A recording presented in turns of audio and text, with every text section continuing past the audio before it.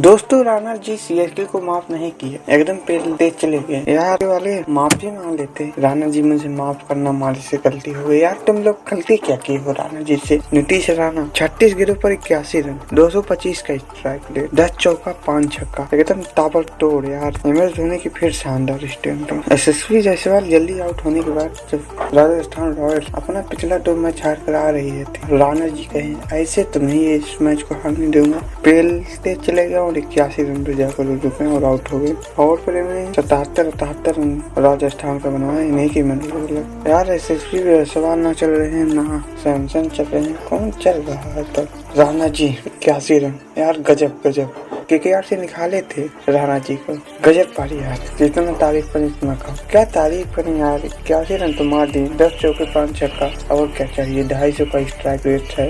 इतनी लंबी पारी आ गई थी तो सेंचुरी में कन्वर्ट करनी चाहिए थी यार राणा जी को। CSK को एक टप्पा फेल थे।